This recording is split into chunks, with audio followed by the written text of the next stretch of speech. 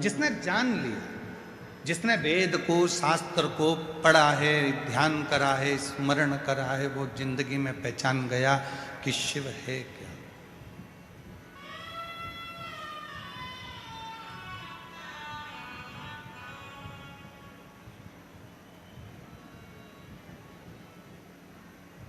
महाराज जी, लोग पूछते हैं आप रुद्राक्ष का उपाय बताते हो, दुर्वा का उपाय बताते हो, बेलपत्र का उपाय बताते हो, गेहूं के दाने का उपाय बताते हो, चावल के दाने का उपाय बताते हो, मूंग के दाने का उपाय बताते हो, काली तिल का उपाय बताते हो, काली मिर्च का उपाय बताते हो। क्या ये सब हमारे पुराणों में, शास्त्रों में है? महाराज जी, मैं निवेदन करूंगा,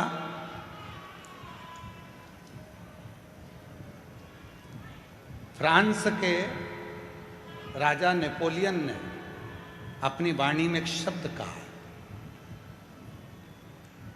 नेपोलियन ने कहा कि धरती पर मनुष्य जन्म लेने के बाद तुम्हें जो चाहिए वो तुम्हें मिल सकता है। कैसे? बस तुम्हें जो धरती पर चाहिए वो कहीं ना कहीं, किसी ना किसी पुस्तक में हमारे पुरखों ने लिख दिया है। उस लिखे को तुम अनुभव करना चालू कर दो और तुम्हें दुनिया का सारा सुख प्राप्त हो जाए।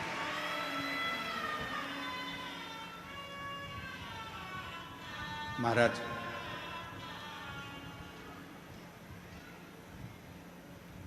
पढ़ना पड़ेगा। पहले टीवी कम थी, पुस्तक ज्यादा थी।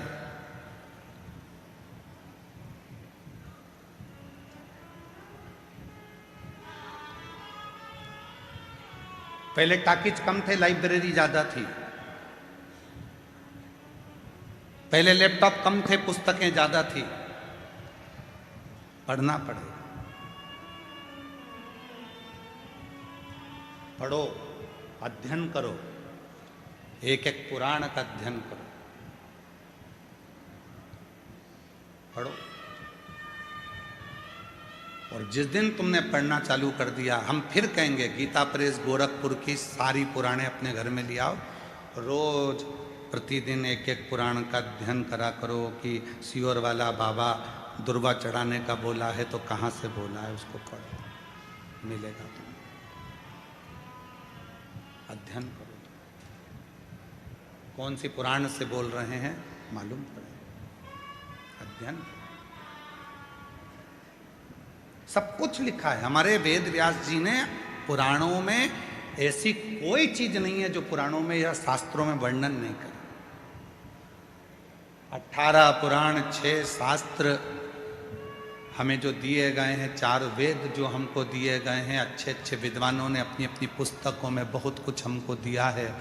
हम उनको छोड़कर, उसके बाद भी हम अपना सनातन धर्म छोड़कर दूसरे धर्म की पुस्तकों की बड़ाई करें तो चुल्लू भर पानी में डूब मरो।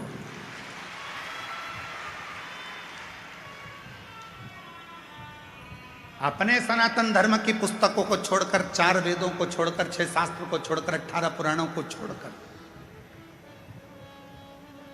और हमें दूसरा धर्म यदि पसंद आ रहा है कि उनकी उसमें ये लिखा था तो उनके उसमें ये लिखा था तो उनके उसमें ये लिखा था। हमारे पुराणों में, हमारे शास्त्रों में, हमारे वेदों में कम लिखा है।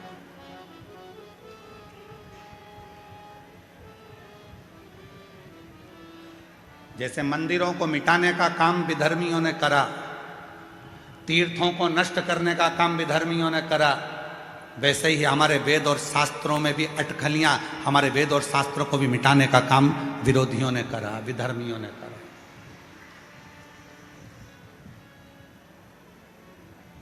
पढ़ता नहीं है व्यक्ति, बस कह देता सियोर वाले महाराज जी ने कहा था, ये करा वो करा। सियोर वाले महाराज जी ने बोला था कि बेलपत्र को ऐसे चढ़ाना, ऐसे। एक बेलपत्र की डंडी की दिशा की भी मूलता रहती है कि डंडी कहां रखना है।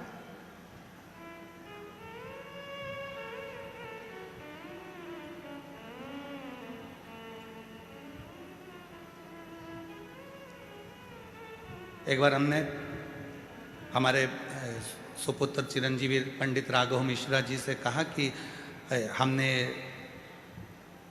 शिव पुराण में पढ़ा है कि बेलपत्री की डंडी का मुख संतान के लिए चाहिए, तो उसको इस तरह से रखा जाता है, और बीज की पत्ती का मुख ऐसा रखा जाता है। जरा इसका असर होता है क्या? कोई ऐसा शास्त्र है क्या? कोई ऐसा साइंस है क्या?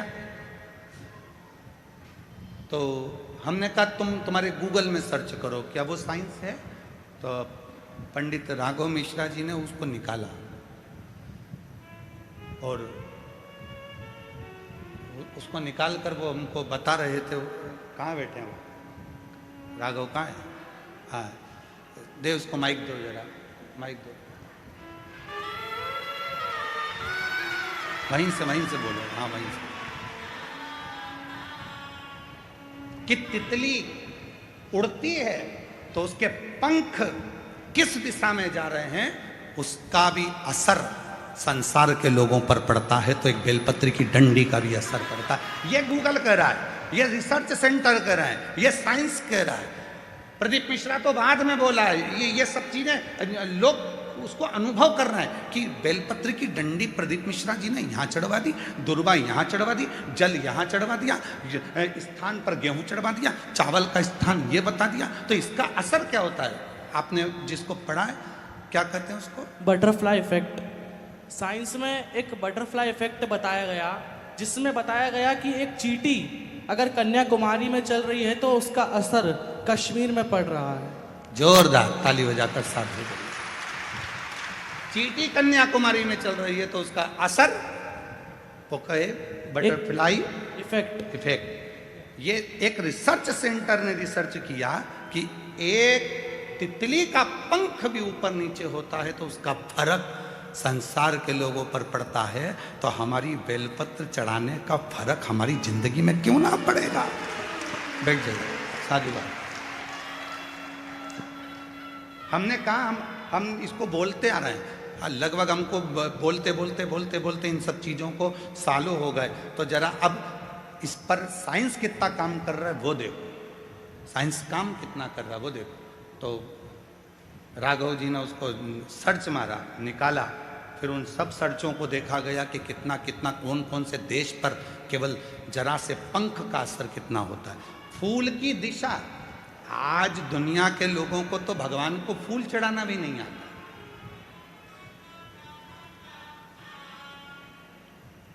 हम आपसे पूछें कि शिव जी को फूल कैसे चढ़ाया जाता है, हम आपसे पूछें कि भगवान को फूल कैसे चढ़ाया जाता है, तो आप फूल दो जरा।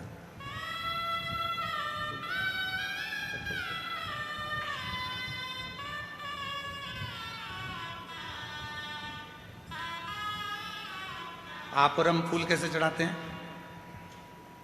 शंकर जी पे या देवता पे फूल ऐसे चढ़ाएंगे कि फूल का जो मुख है वो अपनी ओर रखेंगे, अपनी ओर। और डंडी का मुख कहाँ रखा? भगवान की ओर, क्योंकि भगवान जब बैठे रहते भगवान के सामने आप इस तरह से उसको श्रृंगार के भाव से जमा देते हो, भगवान के सामने ऐसे चढ़ा देते हो। अब भगवान है यहाँ, फूल चढ़ा रहे हो, मुख उधर और भगवान बैठे इधर।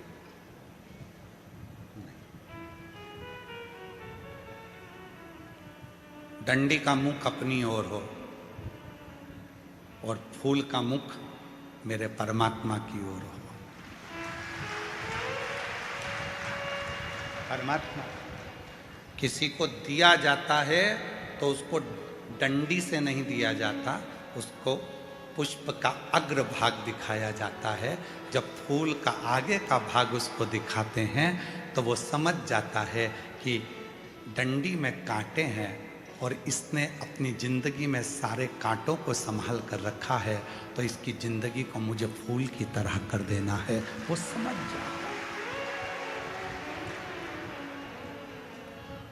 वो समझता है। अब हम परमात्मा को रिझा रहे हैं, रोज मंदिर जा रहे हैं, भोलेनाथ जी कृपा करना, भोलेनाथ जी दया करना, भोलेनाथ जी मैं तेरी शरण में हूँ, शिव जी कृपा करना, संतोषी माता कृपा करना, राम जी कृपा करना, गणेश जी कृपा करना, भवानी कृपा करना। सबने भगवान के सामने फूलों को जमा दिया, श्रृंगार कर दिया, पर फूल का मुख परमात्मा की ओर नहीं करा।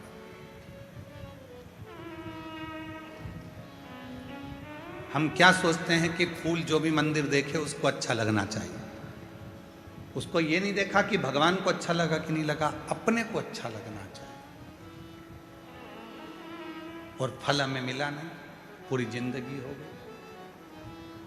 3 चावल के दाने का महत्व हमने पहले कहा था।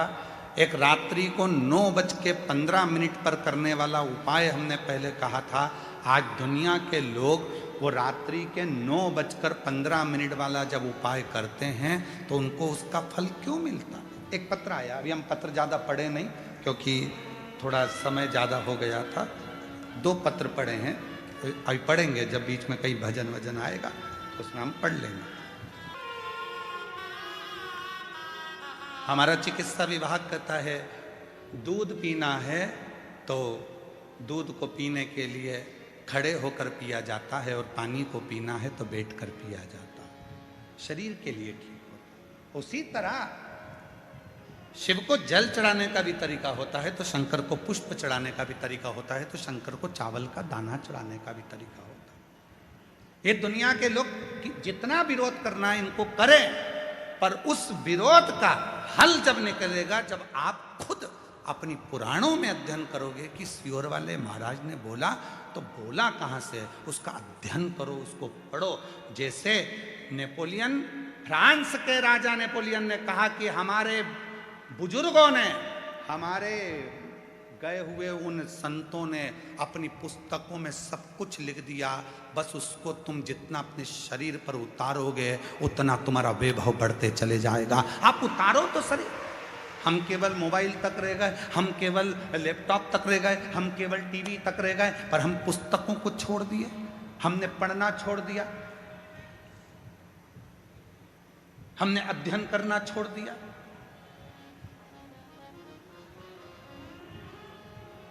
सूरत वाले सोमानी जी बैठे हुए हैं, कहाँ है सोमानी जी? हाँ ये बैठे। सोमानी जी के घर पर हम जब सूरत में गए तो इनका बड़ा पोता बहुत बोलता है और वो बड़ा पोता हमारे पास में आकर बैठ गया और पास में बिल्कुल बाजू में आकर बैठा। उसका फोटो भी हम कल आपको होगा तो दिखाएंगे। बिल्कुल बाजू में आकर बैठा और बाजू में आकर बैठकर पत्र चढ़ाने का तरीका होता है, पुष्प चढ़ाने का तरीका होता है, जल चढ़ाने का तरीका होता है, भगवत भजन करने का।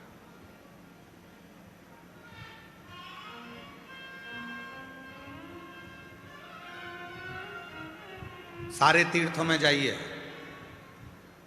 हम मना नहीं करेंगे, वहां तुमको जैसा करना है वैसा करो, पर कुबेरेश्वर धाम की धरा पर आओ तो 5 छोटे छोटे कंकर बीन कर उसकी आराधना साधना कर कर बैठ कर 108 बार श्री शिवाय नमस्तुभ्यम कहो।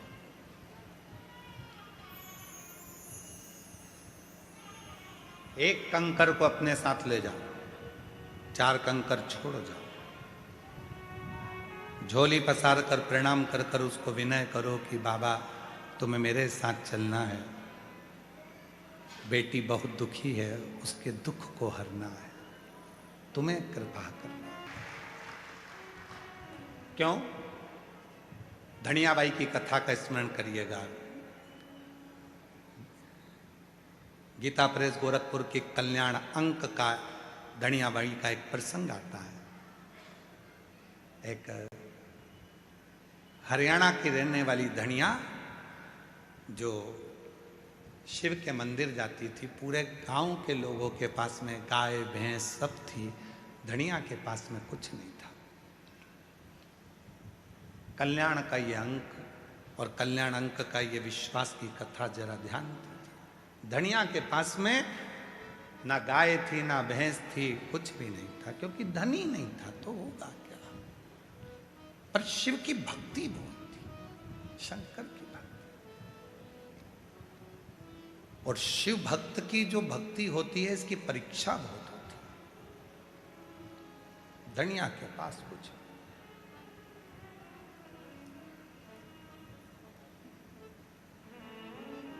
2 बेटे हैं, दोनों दिन भर काम करते हैं, थोड़ा सा जो मिलता है उससे गुजारा कर लेते हैं,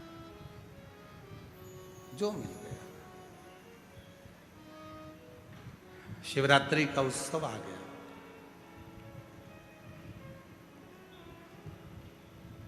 मंदिर के अंदर सारे मंदिर वालों ने निर्णय ले लिया कि कल बाबा को 1.25 कुंटल दूध चढ़ाया जाएगा और दूध लाना जरूरी है। अगर दूध लेकर नहीं आए तो कल हम तुम्हें बाबा के दर्शन भी नहीं कराएंगे और अंदर भी नहीं जाने देंगे। जो दूध लेकर आएगा वो आगे बैठेगा, जो दूध लेकर आएगा वो अग्रण्य हो, नहीं तो अंदर नहीं आना। दूध लाइए तो अंदर आइए। धनिया आज मंदिर नहीं गई। बेटों ने पूछा, मां तू मंदिर नहीं गई? हाँ। क्यों? वो घर में दूध नहीं है ना। तो दूध नहीं है तो दूध से मंदिर का क्या मतलब? आज तो शिवरात्रि है, तुझे तो मंदिर जाना चाहिए। दूध नहीं तो दूध से क्या नहीं। वो मंदिर में सब ने बात करी कि कल मंदिर में जल वही चढ़ाएगा या मंदिर में वही आएगा जिसके पास में दूध हो, और वो दूध लेकर आना। वो दूध लेकर आना। बेटे गए सेठ जी के यहाँ, जाकर कहा मैं तुम्हारे यहाँ झाड़ू लगाता हूँ, थोड़ा सा दूध मिल जाता तो मेरी माँ मंदिर चली जाती। सेठ जी कहने लगे, तेरा बाप रख के गया? तेरा बाप रख कर गया है क्या दूध? रत्ती भरना दिया है। दूसरे बेटे ने अपने सेठ जी से कहा, सेठ जी थोड़ा सा दूध मिल जाता, मेरी माँ मंदिर चली जाती। काम कर, भीख मंगना है तो बाहर जा। यहां काम करता है ना, बस रोटी मिलती है ना, बस चल काम कर। दूसरा बेटा भी हताश हो गया। मां आज मंदिर नहीं गई। धनिया पूरा मंदिर में भीड़ लगी है और धनिया नहीं आई है। जितनी बेचैनी धनिया को शिव से मिलने की थी, उतनी बेचैनी मेरे कैलाश अधिपति शंकर को धनिया से मिलने की थी। उतनी बेचैनी। वो लाइन फिर स्मरण में लाई है, तुझसे मिलने के लिए तेरी कसम, तुझसे मिलने के लिए